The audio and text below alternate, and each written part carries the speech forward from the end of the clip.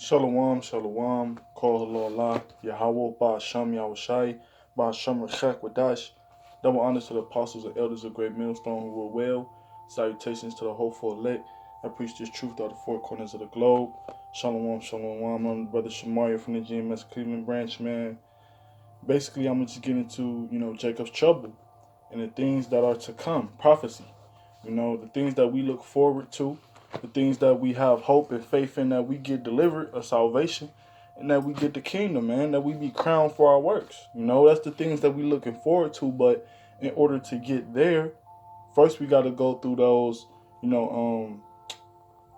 those diverse temptations. We got to go through Jacob's trouble, man, which is going to be a terrible time. All right, a time like no other, a time that's going to overtake and overthrow a lot of people, but mainly overthrow Esau in this kingdom that set up America, man. It's also, Jacob's trouble is going to also overthrow these different, other nations and their leaders and their kingdoms, man. It's going to go down. All right, but it's all going to start with the Lord enforcing Jacob's trouble to happen before we get that kingdom.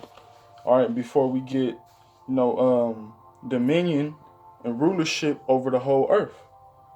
This is Jeremiah chapter 30, verse 1. The word that came to Jeremiah from the Lord, saying, Thus speaketh the Lord Yahweh of Israel, saying, Write thee all the words that I have spoken unto thee in a book. All right, and that's how you know that, the prophets of old written these scriptures down. It's just been interpreted. The more it got passed on, the more it got, passed down from ages to ages and to decades, through different time periods. It's been translated differently, but the prophets have wrote these things, wrote these scriptures, wrote these books, man. All right, the prophets of old, because the Lord commanded Jeremiah to write these things down in the book. Certain things the Lord required certain prophets not to write, and then the Lord also required things to be written down in the scriptures for our learning. All right, verse 2, Salakia, Jeremiah chapter 30, verse 3. For lo, the days come, saith the Lord, that I will bring again the captivity of my people Israel and Judah, saith the Lord, and I will cause them to return to the land that I gave to their fathers, and they shall possess it. Right now we in a captivity, man. All right, we in captivity. You got the southern kingdom with the northern kingdom, and all different tribes mixed, within each other. You got us scattered abroad, so we dwell in and we mingled up amongst different other nations.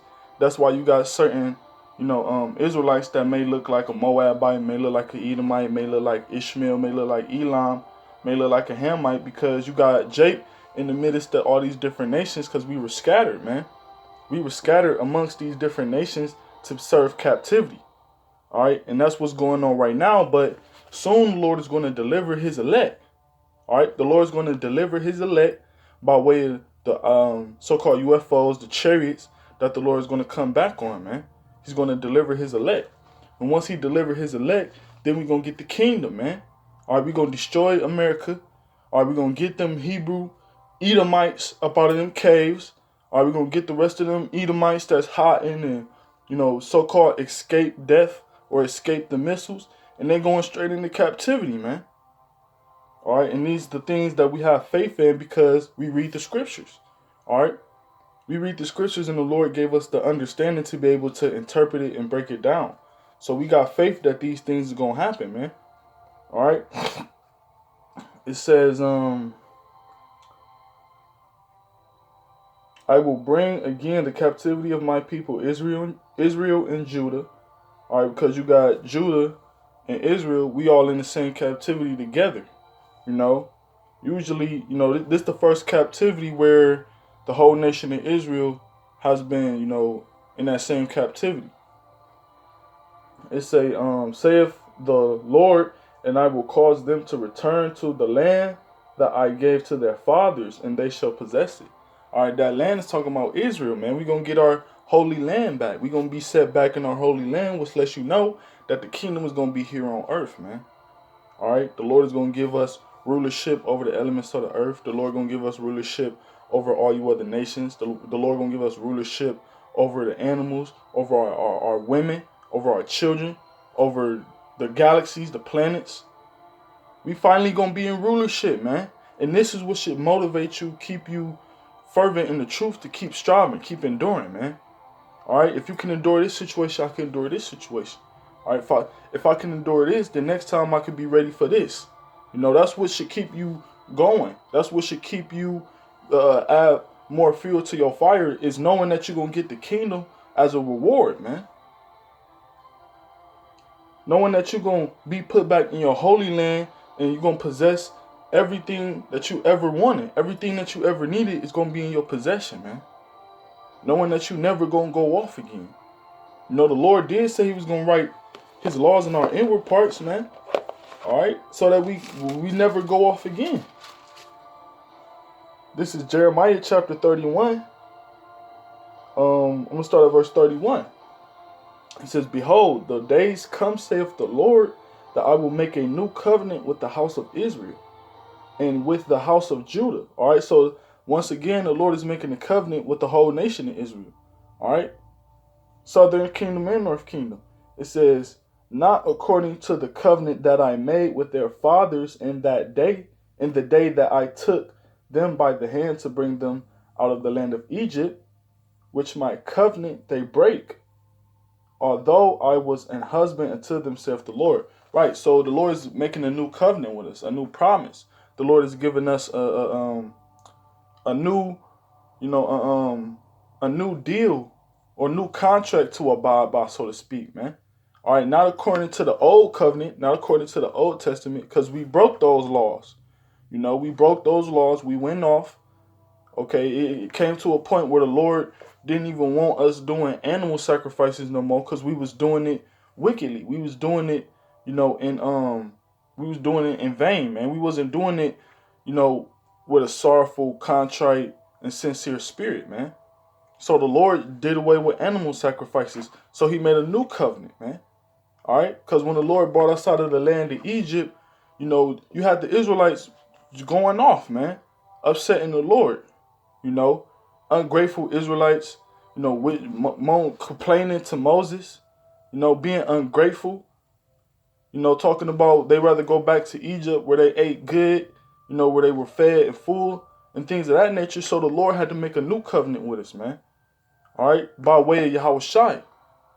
By way of Yahushai, because Yahushai is that, that reconciliation between us and the Most High. Yahushua is that relationship that we build to get to the Most High, man. You got to get through Yahushua in order to get to the Most High. All right, so this new covenant is according to Yahushua, man, because he was that sacrifice. His blood had to be shed in order for us to find grace within the Most High again, man. All right, verse 32. It says, "Not according to the covenant that I made with their fathers in the day that I took them by the hand to bring them out of the land of Egypt, which my covenant they break, although I was a husband unto them, saith the Lord." Verse 33. "But thus shall be the covenant that I will make with their house." Salakia. "But this shall be the covenant that I will make with the house of Israel. After those days, saith the Lord." After what days, man? After these days, after the horrible days, after the days of Jacob's trouble. All right, after the days when the Lord come back and execute judgment upon those who stand upon the earth, the inhabitants on the earth, man. After the days, once the Lord beam up his elect, man. Okay? It says, "After those days, saith the Lord, I will put my law in their inward parts and write it in their hearts. And will be their power, and they shall be my people." So the Lord is going to literally put his law within our mind, man, within our spirit, within our soul. Okay, the Lord's going to put the law, he's going to put the whole book of the scriptures within our bodies, within our spirit, so it's going to be like written in stone, so to speak, man. The Lord is going to literally write the stones. Salakia. The Lord is literally going to write the laws, write the scriptures, and he's going to engrave it within our spirit, man. Engrave it, all right, within our minds, so that we can always remember to keep it. Always remember, the scriptures. Always remember the law to a T, to the point where we don't need a book to go. We don't need a book to grab and pull it out. No, we're going to have it in our script. We're going to have it right here, man, in our hearts, in our life, which is your mind. We're going to have it in our spirit, man. We're going to have it in our napash, our soul, man. All right. So we're not going to need to be out there teaching no more, because everybody going to know the Lord. Everybody going to know who the Israelites is. Everybody going to know the order. They're going to know the high holy days. They're going to know the prophets, man. They're going to know the elders. They're going to know the scriptures, because we're going to force it, because we're going to have the laws within our inward part, man. All right. The Lord is going to have it to where we go off never again, which is why we're going to live eternal. All right. Because sin is death. Sin is the wages of death, man. And if we're not sinning no more, then we know nobody's going to die, man, except for the heathens. And no Israelites going to be dying in the kingdom, man, because we're going to have the laws. We're going to abide by the law. We're going to follow the laws. We ain't going to never go off again, man.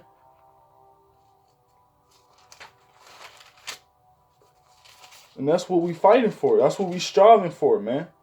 That's the whole point of going so hard in this truth, especially here and now, man, because we in the year of prophecy 2020, man. Things is heating up. Things is boiling. Brother C was going on with this coronavirus. Brother C was going on with, these martial law troops in these different, big cities, man. The brothers feel the spirit that's going around, man, that the Lord is putting upon us. This is it right here, man. This is it. And we need the scriptures. All right, we need to always remember that we fighting for a cause. We enduring tribulation for a cause. For Yahweh Shem Yahweh Shai, man. So we can get that glory. So we can get that kingdom, man. That king position. That's what we fighting for, man. We're not fighting for vanity. We're not doing this work for no reason, man. The Lord gonna reward us for our works. The Lord gonna remember, this brother gave alms. All right, this brother, he did what he had to do. He did everything that was required of him to do. So now I'm gonna deliver him out of this. I'm gonna deliver him out of this situation. I'm gonna deliver him out of this captivity, man. He gonna go in the kingdom by way of a chariot, man. Or he gonna go in the kingdom. He might be a martyr, but he gonna be one of the first ones on them chariots. That's how the Lord gonna reward you according to your works. So right now is the best time to work, man. Put in that work for Yahweh Shem Yahweh Shah, so he can reward you, man. And the Lord is going to be glad to reward you. The Lord is going to be happy to reward you, man. All right. I'm going to jump down to verse 7. All right. Jeremiah chapter 30, verse 7. At last, for that day is great, so that none is like it. It is even the time of Jacob's trouble. All right. So that day is going to be great. None is going to be like it. It's going to be a great, terrible day, man. Jacob's trouble. All right. It's going to be famine. A scarcity of food and water, to the point where people are going to be so bugged out that they're going to be cannibals, man.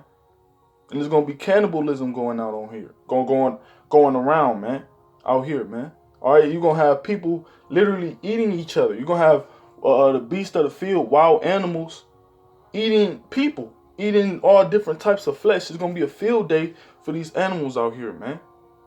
The Lord gonna put the spirit on these animals to go buck wild, and they're gonna be tearing shit up, man. Not only that, but you're gonna have martial law troops out here.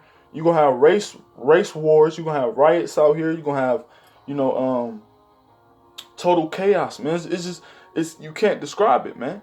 2nd Esdras, the 15th chapter. 2nd Esdras, the 16th chapter, man. When you read those chapters, it talk about what's gonna happen. It's talk about the prophecy. It talk about the calamity and all the things that's going to happen in Jacob's trouble, man. So it's going to be a great day like no other. It's going to be greater than hardcore bondage. It's going to be worse than when we had to serve hardcore bondage in those cotton fields, man, on the plantation. It's going to be worse than that. It's going to be worse than World War I. Worse than World War II, man. Worse than the Great Depression. It's going to be the worst time ever. All right? But what they say at the end? But he shall be saved out of it, man. So the elect gonna be saved out of that. every situation that, Lord willing, we be the elect, that we run across, the Lord is going to deliver us out of it, man. Why? Because the Lord has a certain relationship with those men, with those elect men, those 144,000 men. The Lord has a special relationship with them, man. All right, from birth, you know, all the way from the beginning of time, man, all the way from the creation of the world. Salakia, I'm trying to grab a closing preset.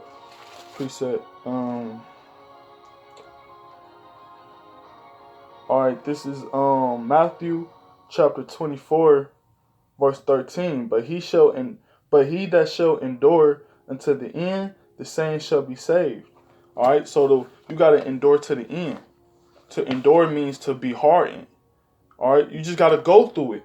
Whatever is brought upon you, whatever temptations, whatever situation, whatever affliction is brought upon you, you just got to deal with it, man. You know, maintain your faith within the Most High. All right, maintain your composure, keep your posture, remain calm, remain humble unto the Lord, and always turn to the Lord. And that's how you endure, man. Remember these scriptures, apply these scriptures, and just deal with whatever it is that's on your plate, man. All right, and those who do that, who endure it until the end, all the way into the arrival of Yahweh Shai, those are going to be the same ones that be saved out of Jacob's trouble, man. All right, that's going to be saved out of all of the fire, the ICBM missiles that's coming, man. You know, the war the war that's going to be between the angels, Yahweh Shai, and Esau and them other nations. You want to be delivered out of that, man. So endure to the end. And it's easier said than done, but the Lord gave us all of the equipment we need to endure. He armed us with these scriptures, man. All right. He armed us with the Spirit. He armed us with faith. So the Lord gave us all these gifts, all right, to be able to endure. So now we got to apply it, man. You know, because it's all about chasing that crown, man. It's all about getting the kingdom so we can finally, the scriptures say, labor to enter into the kingdom. Or labor, I'm going to try to grab it real quick. I believe it's in Hebrews 4:11, I believe. Because you gotta put in work. You gotta go through, pain. You gotta go through pain. You gotta go through, that fiery tribulation. It's mandatory. It's required of us, man.